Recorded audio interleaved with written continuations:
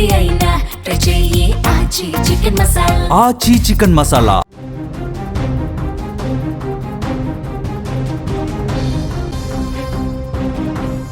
Cherlapalli railway track దగ్గర తన పిల్లలతో విజయారెడ్డి ఆత్మహత్య చేసుకుని రోజులు గడుస్తున్నా ఆ తల్లి తీసుకున్న కఠిన నిర్ణయం వెనుక ఉన్న మర్మం ఇప్పటికీ వేడటం లేదు.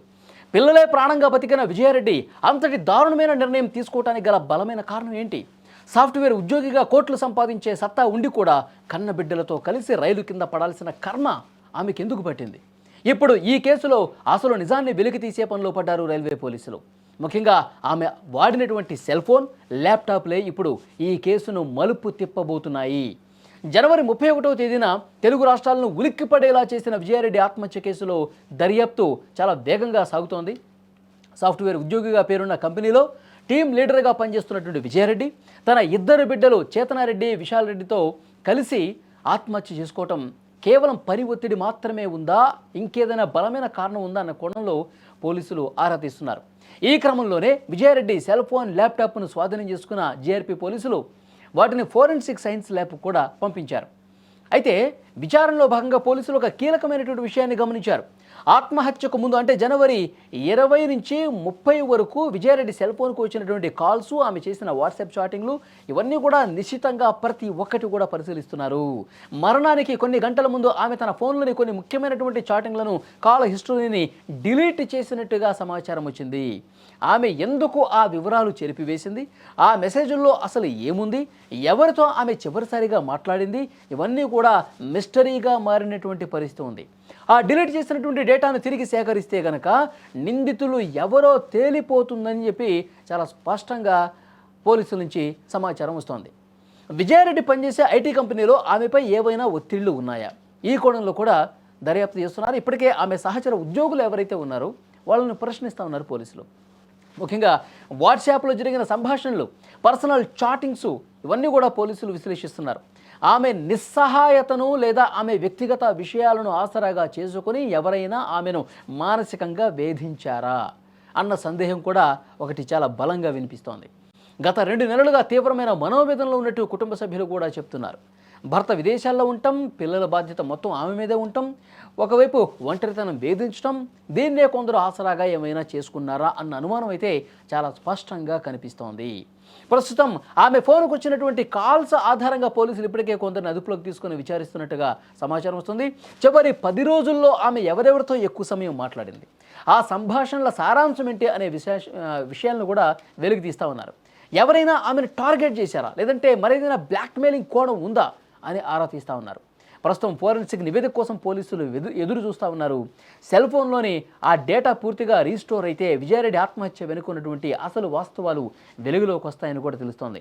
ఇప్పటివరకు పోలీసులు చెప్తున్న దాని ప్రకారం ఇప్పటివరకు జరిగినటువంటి విచారణలో భాగంగా ఆమె ఒంటరితనంతో బాధపడుతున్నారు.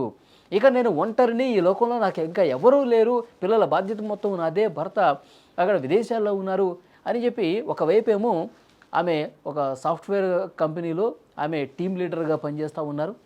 అక్కడ పని ఒత్తిడి ఒకటి, రెండోది ఆమె ఒంటరిగా ఉండటం ఒకటి, ఇవన్నీ కారణాలుగా చెప్తున్నారు. అందుకే ఆమె డిప్రెషన్కి వెళ్ళిపోయి, డిప్రెషన్కి గురైపోయి ఇంకా జీవితం శూన్యంలా కనిపిస్తుంది, నేను లేకపోతే నా పిల్లలు ఎట్లా అని చెప్పి భావించి ఈ విధంగా చేస్తుందని చెప్పి ఇప్పటి వరకు ఒక చర్చ అయితే బలంగా జరిగింది. కానీ పోలీసుల అనుమానం ఇంకోటి ఏదో ఉంది. డిప్రెషన్ అయితే, లేదంటే ఇంకొక కారణం అయితే, ఒంటరితనం అయితే ఇంత సీరియస్గా డెసిషన్ తీసుకోరు అని చెప్పి పోలీసులు ఎప్పటి నుంచో ఒక అనుమానం చాలా బలంగా లేవనెత్తుతున్నటువంటి పరిస్థితి ఉంది.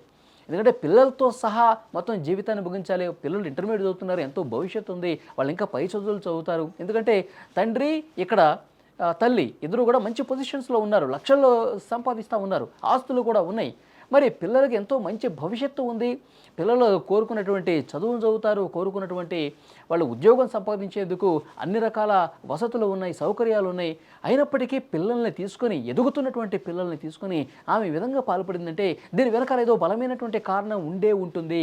ఒంటరితనము, డిప్రెషన్ ఇవన్నీ సెకండరీ, ఏదో ఒకటి ఉంటుంది, అది బయటపడాలి అని చెప్పి విచారణ చేస్తూ ఉన్నారు. చాలా బలంగా విచారణ చేస్తున్నారు. ఇప్పుడు ఆ ల్యాప్టాప్ని, ఆమె వాడినటువంటి ఫోన్ని, వీటన్నిటిని కూడా ఫోరెన్సిక్ ల్యాబ్కి పంపించారు. విశ్లేషణ జరుగుతుంది, అన్నీ కూడా వెలికి తీస్తూ ఉన్నారు.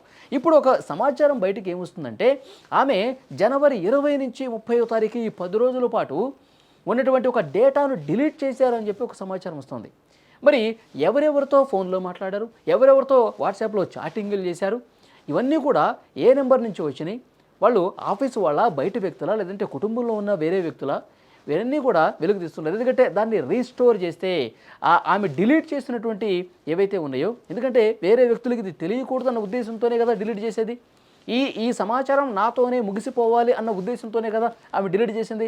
సో డెఫినెట్గా వాటిని మళ్ళీ రీస్టోర్ చేస్తే, రిట్రీవ్ చేస్తే ఆ వస్తున్నటువంటి ఇన్ఫర్మేషన్ ఆధారంగా అసలు వాస్తవాలు వెలుగులోకి రావచ్చు అని చెప్పి పోలీసులు భావిస్తూ ఉన్నారు. సో డెఫినెట్గా మరికొన్ని రోజుల్లోనే ఆ డేటా కూడా పూర్తిగా వస్తుంది. ల్యాప్టాప్లో ఏముంది, ఏం ఫోటోలు ఉన్నాయి, ఏం వీడియోలు ఉన్నాయి, తర్వాత ఎవరెవరితో మాట్లాడారు, తర్వాత ఫోన్లో ఆమె డిలీట్ చేసినటువంటి సమాచారం ఎక్కడి నుంచి వచ్చింది, ఎవరు వచ్చారు, ఏమన్నా అనుమానాస్పదంగా ఉన్నటువంటి మెసేజ్లు ఏమైనా ఉన్నాయా, ఏమే చావుకి కారణం ఆ డిలీట్ చేసినటువంటి సమాచారమేనా, ఇవన్నీ కూడా అన్ని కోణాల్లో దర్యాప్తు చేస్తున్నారు. ఎందుకంటే ఏమే ఇక్కడ ఒంటరిగా ఉంటుంది, పిల్లలు దూరంగా ఉంటున్నారు, భర్త ఏమో విదేశాల్లో ఉంటున్నారు.